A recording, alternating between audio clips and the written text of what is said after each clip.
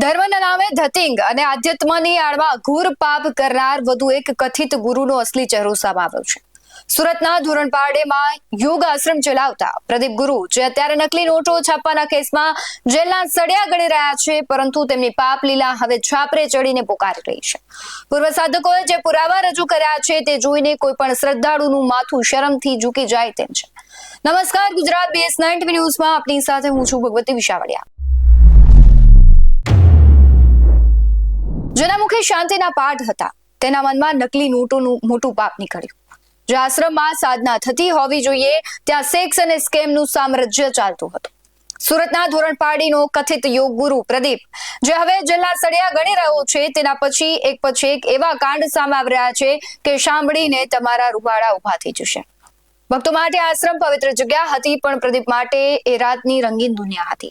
રાત્રે 12 વાગ્યાથી સવારના 5 વાગ્યા સુધી આ કથિત ગુરુ યુવતીઓ સાથે વોટ્સએપ પર વિભત્સ ચેટ કરતો. પૂર્વ સાધકોએ 1500 જેટલા એવા સ્ક્રીનશોટ જાહેર કર્યા છે, જેમાં દીકુ અને લવ યુ જેવા શબ્દોનો મારો ચલાવવામાં આવ્યો છે. એટલો લુચ્ચો કે ભવિષ્યમાં ફસાય નહીં એટલે મહિલાઓ પાસે અગાઉ મરજીથી આવી છું તેવા લખાણ પણ લખાવી લેતો.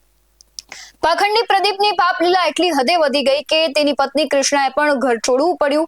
આટલું ઓછું હોય તેમ એક મહિલા સ્ટાફ પાસે વાંધાજનક વિડીયો હોવાથી તેને 35 લાખનો ફ્લેટ આપીને તેનું મોઢું પણ બંધ કરી દેવામાં આવ્યું. સાધકો પૂછી રહ્યા છે કે એક ત્યાગી ગુરુ પાસે 35 લાખનું ફ્લેટ આપવાના પૈસા ક્યાંથી આવ્યા? એક કથિત ગુરુ એટલો શાર્પ અને ચાલાક હતો જેને અગાઉથી જ ખબર હતી કે ક્યારેક પણ પાપનું ઘડું તો ફૂટશે જ, એટલે તે આશ્રમમાં આવતી મહિલાઓ પાસે અગાઉથી લખાણ કરાવી લેતો અને તેઓ પોતાની મરજીથી આવી છે તેવું લખાણ લેતો. જો કોઈ યુવતી શોષણ સામે અવાજ ઉઠાવે તો આ લખાણ બતાવીને તેને ચૂપ કરી દેવામાં આવતી. જે મહિલાઓ પાસે મજબૂત પુરાવા હતા તેમને લાખો રૂપિયાની લાલચ આપી મોઢું બંધ રખાયું. એક મહિલા સ્ટાફને તો 35 લાખનો ફ્લેટ આપીને સેટલમેન્ટ કરી દીધું. માત્ર ચારિત્ર જ નહીં પણ આર્થિક બાબતોમાં પણ આ ગુરુ નંબર 1 છે. આશ્રમના નામે ભક્તો પાસેથી 90 લાખ રૂપિયા ઉછીના લીધા અને જ્યારે સાધકોએ પરત માંગ્યા ત્યારે તેને ધમકીઓ મળી. એક વાયરલ ઓડિયોમાં પ્રદીપ કહેતો સંભળાય છે કે થાય તે કરી લેજો, કેસ કરવો હોય તો ભલે અને મર્ડર કરવું હોય તો પણ છૂટ છે. કરોડોની લક્ઝરિયસ કારમાં ફરતો આ ગુરુ સામાન્ય લોકોના પૈસા ઓળવી જવામાં જરાય અચકાતો નહોતો. અમદાવાદ ક્રાઇમ બ્રાન્ચે જ્યારે 2 કરોડની નકલી નોટો સાથે પ્રદીપની ધરપકડ કરી ત્યારે મોટો ખુલાસો થયો કે તે નકલી નોટ છાપવાનું મશીન લેવા ચીન પણ ગયો હતો. 1 લાખની અસલી સામે 3 લાખની નકલી નોટો આપીને અર્થતંત્રને ખોખલું કરવાનું ષડયંત્ર તે રચી રહ્યો હતો. આજે સાધકો સોશિયલ મીડિયામાં મેદાને પડ્યા છે. ચણાનો લોટ લાખોમાં નથી આવતો જેવી ઉદ્ધત વાતો કરનાર પ્રદીપ આજે કાયદાના સકંજામાં છે. હજુ પણ એવી અનેક યુવતીઓ હોઈ શકે જે બદનામીના ડરથી ચૂપ છે. પૂર્વ સાધકોની અપીલ છે કે ડર્યા વગર સામે આવો, જેથી આવા ભેખધારી વરુઓને કામ માટે જેલના સળિયા પાછળ ધકેલી શકાય. વાયરલ થયેલી ચેટ પ્રદીપનો અસલી ચહેરો બતાવે છે. ધર્મના નામે ધતિંગ કરનારા આવા નરાધમોને કારણે સાચા સંતોની ગરિમા પણ ખરડાઈ રહી છે. પ્રદીપ ગુરુના કેસમાં અત્યારે તો માત્ર હિમશિલાની ટોચ જ દેખાઈ રહી છે. જો પોલીસ નિષ્પક્ષ તપાસ કરે તો હજુ પણ ઘણા મોટા માથા અને મોટી માછલીઓ જાળમાં ફસાઈ શકે તેમ છે.